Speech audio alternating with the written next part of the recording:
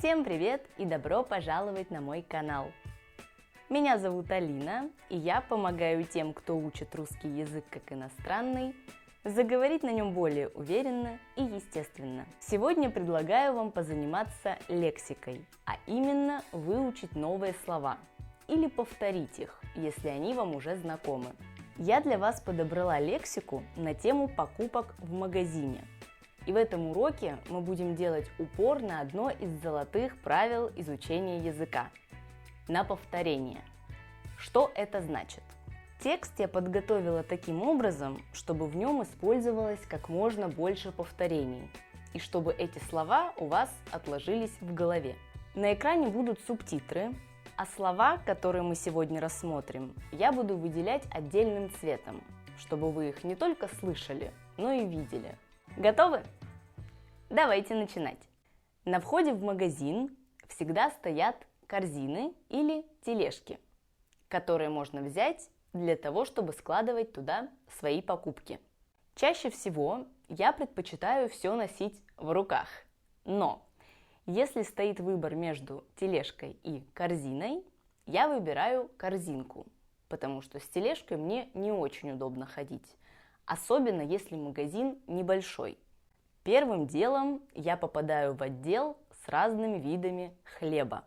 Больше всего я люблю батон, но время от времени батон мне надоедает, и тогда я беру другой вид хлеба. Недалеко от хлебобулочных изделий находится отдел с овощами и фруктами. Каждый раз я стараюсь покупать помидоры и огурцы, чтобы в любой момент я могла сделать простой и, можно сказать, классический салат из помидоров и огурцов. И туда же иногда кладу болгарский перец. Вообще, болгарский перец или просто перец – это мой любимый овощ. Также в этот салат я обычно добавляю зелень, поэтому и ее стараюсь не забывать покупать. К зелени относятся укроп, петрушка, лук, кинза и много других полезных трав, которые употребляются в пищу. Я беру либо микс зелени, который состоит из укропа, петрушки и лука, либо только укроп или только петрушку. Кинза мне раньше не очень нравилась, поэтому я ее никогда не брала. Но сейчас мне кажется, что она мне уже нравится. Поэтому в следующий мой поход в магазин надо взять кинзу. Также в свой салат из помидоров и огурцов, помимо зелени, я добавляю майонез или подсолнечное масло. С майонезом мне нравится больше. Но когда хочется чего-то полегче, я добавляю подсолнечное масло или другой вид растительного масла.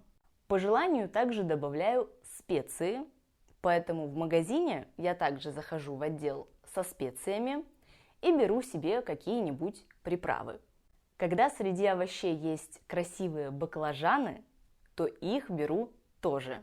Я очень люблю баклажаны, и в том числе мне очень нравится салат из хрустящих баклажанов, который я не так давно научилась делать. И теперь время от времени себя им балую. Летом я также покупаю кабачки, еще один овощ, который мне нравится в жареном виде или в виде оладьев из кабачков. Дальше переходим во фруктовый отдел. И здесь у меня нет фруктов, которые я покупаю постоянно, потому что сегодня, например, я могу захотеть винограда. Завтра это могут быть персики, послезавтра арбуз или дыня, а послезавтра малина или черника.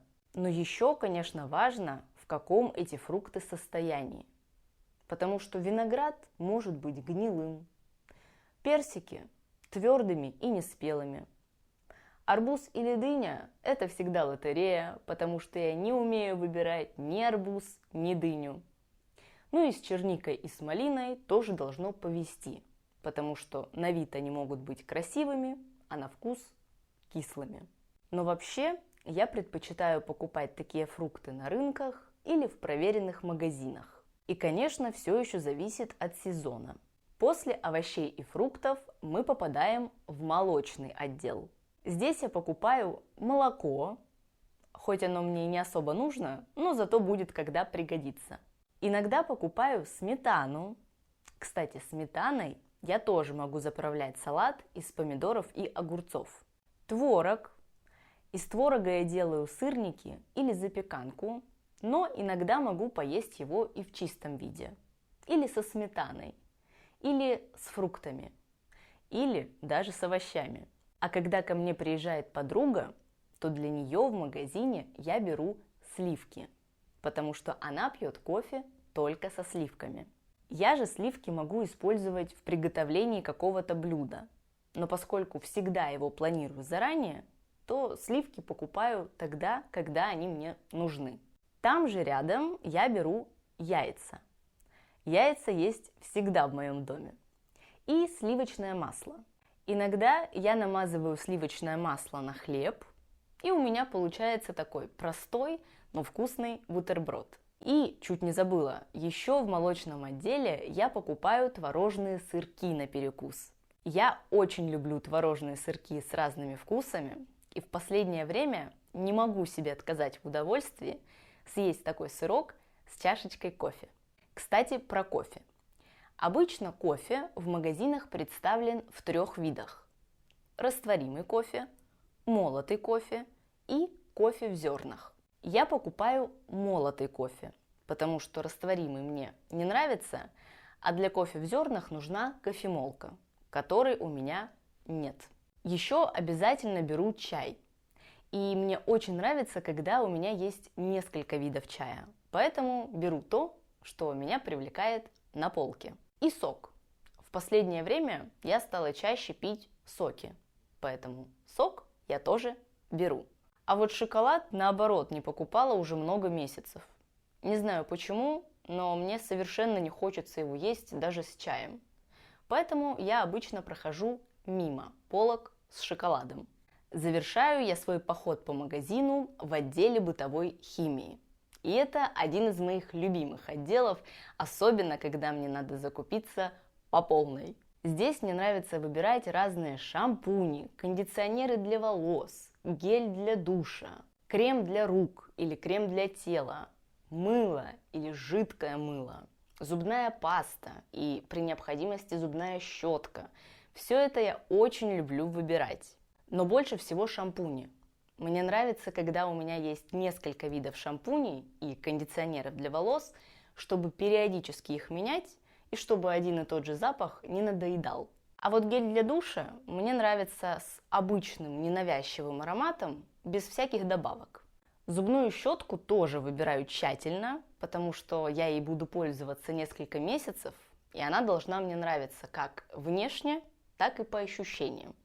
В общем-то, как и зубная паста. Здесь же у нас находятся порошки, кондиционеры для белья, средства для мытья посуды, губки для мытья посуды и другие принадлежности для дома. Что касается порошка и кондиционера для белья, здесь мне нравится аромат свежести, поэтому обычно я такие и покупаю. А каким будет средство для мытья посуды или губка, мне не особо важно. Главное, чтобы средство хорошо мылилось, а губка была прочной и качественной. В конце я подхожу к кассе, беру пакет, складываю в него все свои покупки, оплачиваю их и отношу корзинку туда, где я ее взяла. А потом прихожу домой, разбираю свой пакет или пакеты, и на этом все. Делитесь в комментариях, как вам такой формат и много ли новых слов вы сегодня узнали. Надеюсь, что во всяком случае вам было полезно. Ставьте лайк, если да, и подписывайтесь на канал, если еще не подписаны. Спасибо, что смотрели. Увидимся в следующем видео. Пока-пока!